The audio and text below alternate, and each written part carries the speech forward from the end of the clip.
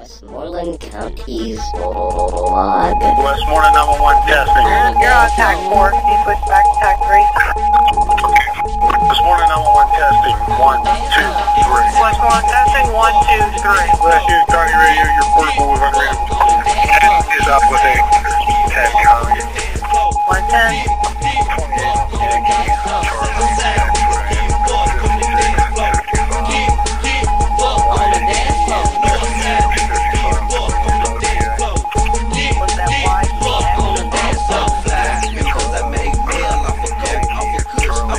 Using Echo 56, 55. No, Westmoreland Alpha 2, 3. 75 County, that's a... Hello everybody, welcome back to Daily Ham's podcast station. A big thanks to all of you for watching the episode number 1 of Daily Ham's podcast. We have seen a huge response from all of you. We have received about 100 posts in Facebook group page, several SMS, phone calls and emails from all of you. Yes, that is the true spirit of radio amateurs. Continuing the Daily Hams group activity, today, we have Victor, Uniform, 2, Yankee, Echo, Papa, VU2YEP, with us, in our podcast studio. I am sure Karan will rock the podcast band, in this episode. So here it goes. 5, 4, 3, 2, 1.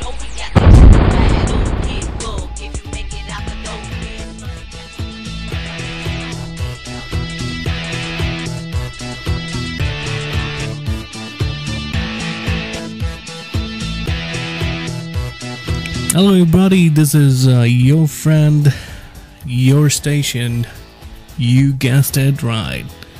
It's Karan, VU2YEP, that's Yep, and I'm live from the Yep studio.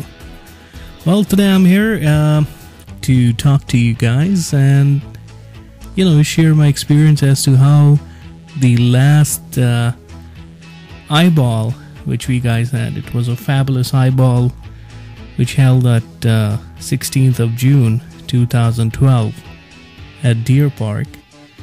Then I'm gonna talk about the sensitivity of our Delhi repeater comparative to how it was and how it has been, and we'll be touching a little bit of Echolink and Internet SDR, and also talking about a little bit of HF conditions and just hi, hello.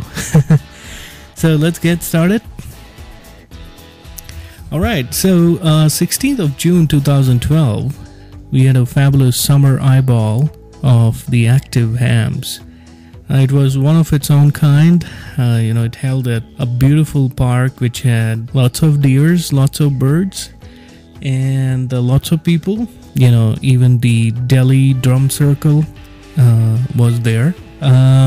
It was like a dual experience for all of us to be there and participate. So as it was the first one, not everybody could turn up, but we definitely plan to have it every month, and we're going to make sure that all people who are active are participating in such kind of events, and we pick up some activities associated to how to bring up activity in New Delhi and National Capital Region NCR.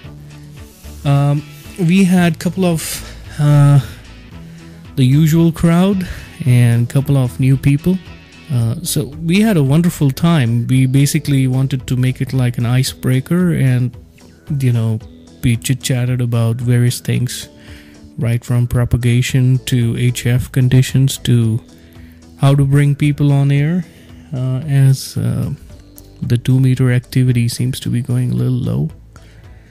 And we're gonna make it like a monthly affair, so if some topic doesn't get covered, so we're gonna get it covered in the next time. And It was nice. It was warm.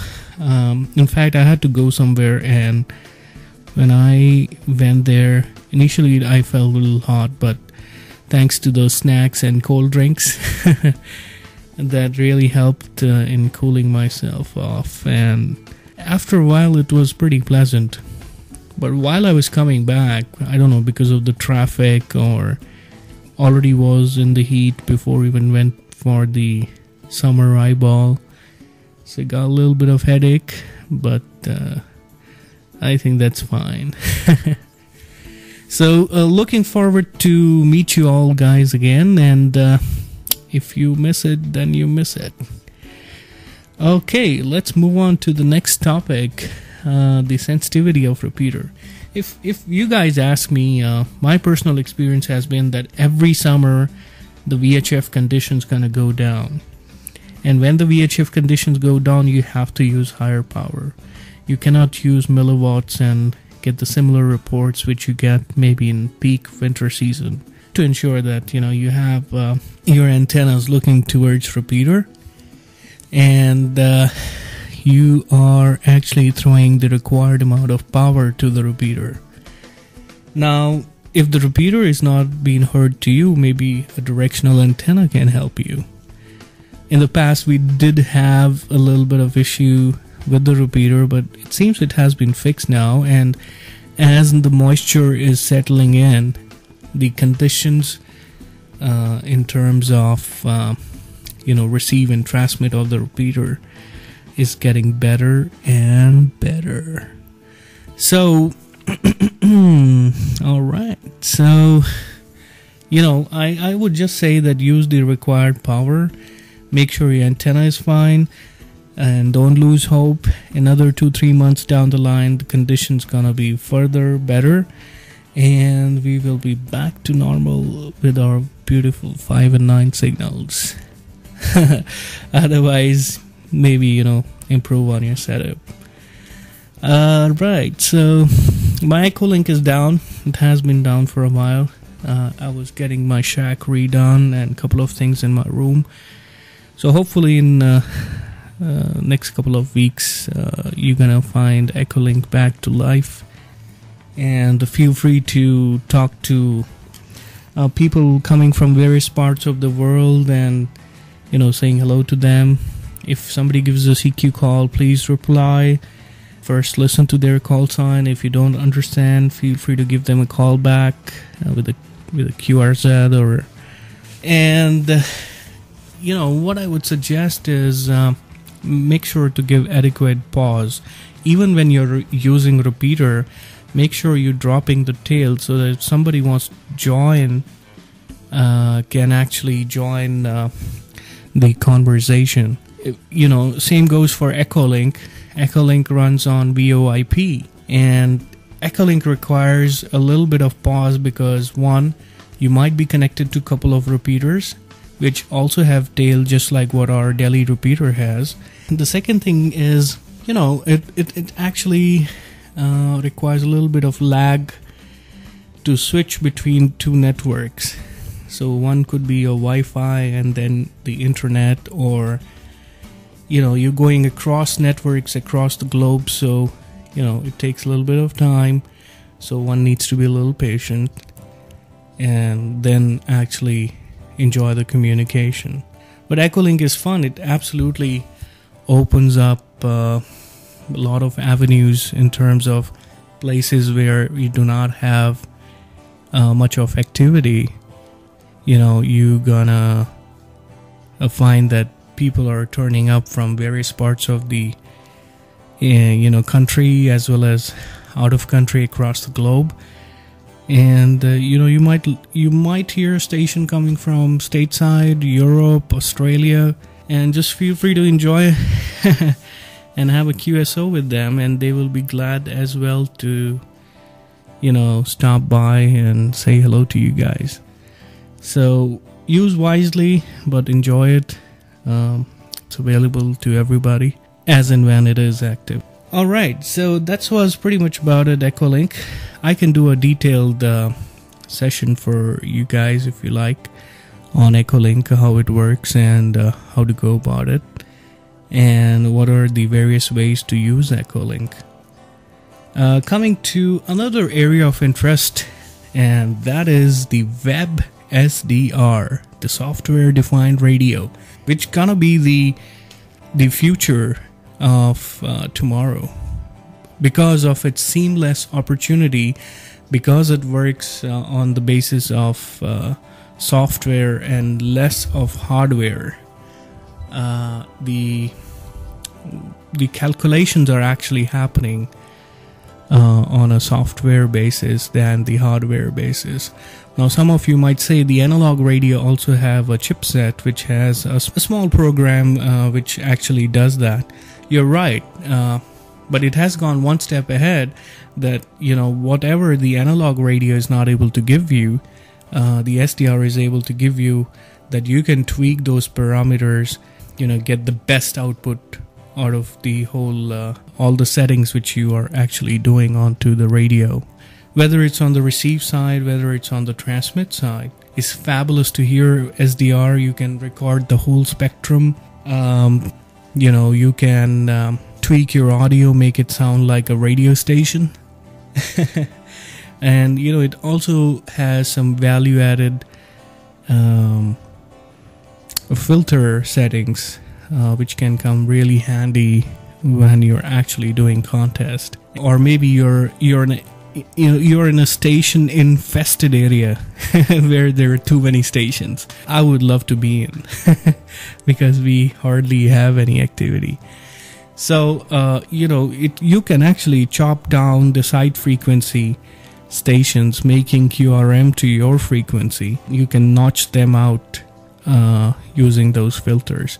So those are certain benefits of SDR. Now, how an SDR radio works, it's a small hardware which is connected with the help of USB or Firewire port onto your computer. Sometimes you get small radios which just do about 1 watt to 5 watts. Some of the good ones will do 100 watts and above as well, but the cost keeps on going up. You need a decent computer for this, which can do the required audio processing. If you have a stable computer, if you have a good sound card, you're good to go. Other than that, I don't think I'm yet to actually own an SDR radio, so once I have, so I can share more. But another interesting part I would like to touch right away is you can go to www.websdr.org. This specific website has a couple of receivers which you can tune to and listen to signals, how maybe that person who has actually installed those receivers, that is, and is able to hear. So you get a remote receiver to listen to control, and trust me, it's absolutely fantastic. And my favorite is W4AX, Whiskey 4 Alpha X-Ray, and he does a pretty good job. He has a couple of receivers, and right from 160 meter to 20 meter, and they sound fabulous. So, check that out. Check out the websdr.org website. There are a couple of other European receivers as well. I'm sure you're gonna like them, and you can enjoy those as well. What else? I also want to talk to you guys about the HF condition. Unfortunately, my beam antenna got a little damaged. One of the trap elements, a small part of it actually came down onto the ground about a week 10 days back, because of which I'm not able to go on HF, so I can't comment much on the propagation. But what I feel is when I was active, conditions have not been very good. I would rate them like 6 out of 10, or maybe max 7 out of 10. Condition, I've seen 9 out of 10 condition, where 10 was the highest. And that was a time frame in late 90s and early 2000 when Even with 510 watts, you could work stateside absolutely every day in the summer season, right on 20 meter and 15 or 10 meter. But now working stateside or working pretty far DX is not very easy. One has to actually be very much aware of the propagation, and to what I've been hearing, that conditions have not been very good. So I would recommend that people who are pretty serious about HF, they should follow the solar flux index and also keep their ears open and try to listen to stations. You never know where you get lucky. Oh, by the way, yesterday, which was 29th of June, as we have already entered into 30th of June now, I and VU2RAK, we both were successful in establishing a 2 meter SSB contact. That was different and unique of its own kind, and it was absolutely enjoyable, you know, as if you're working a station on 10 meter and there's absolutely no noise. So we had almost like half an hour QSO, and it was really great.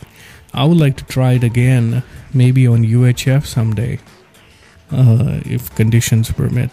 I just want to say to everybody, whoever is listening, especially to the Delhi NCR stations, that, you know, if you have the radio, if you have the antenna, and if you can take out 10-15 minutes off your busy schedule, it would be great to hear you guys on 2 meter or HF or 70 centimeter. Everybody has equipment, everybody has antennas, some have best of the best equipment, but you don't actually hear those people. I don't know which frequency, what time they operate, but they're not heard on the general usual frequencies, you know, where everybody is turning up. So I just want to appeal to all those people who have the equipment and have the license. You guys know how difficult it is to get a license in today's time. So I think you should value your license and, you know, come on the air and come at least for 10-15 minutes. If you can take out 10-15 minutes out of your, you know, busy schedule, that's pretty much about it. We are about 30-35 people whom I know, somewhere having some or the other equipment. If everybody turns up, some people on regular basis, some on alternate, some on once in 2-3 days, the band gonna be absolutely fantastic. We have a lovely repeater, why not use it? You know, why to wait for a ham meeting to happen once a month or once a year? We can have a ham meeting on the air itself, and you know, discuss the burning issues and make a strong amateur radio community in Delhi NCR. So, and I welcome all the new people who have got licenses. Excuse me if I don't remember your call sign, but the more you're gonna come on the air, the more people gonna remember your call sign. So make sure for local communication you are there on 2 meters. For DX you are operating HF as and when you have your setup ready, and you need any help, feel free to reach to me or to anybody whom you know, and we all will be very happy to help you or guide you with whatever little knowledge we have. So with this, I say 73s to you all, and thanks for bearing me, and I'll see you next time with a little better performance, a little neutral accent, and more of information. Till then, take care, have fun, and you're listening to me on 145 Yep Studio.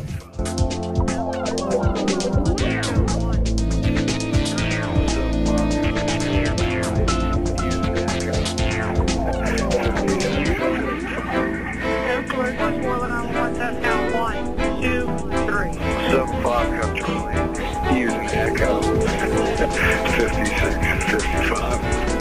Edward, West Portland on 1 7 count 1, 2, 3. 7-5 County, that's a...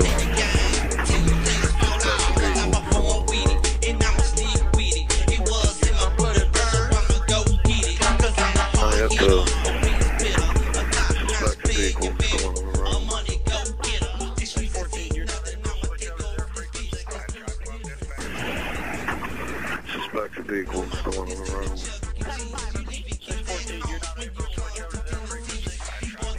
7-5 County, that's a suspected vehicle going on the road. That was VU2YEP.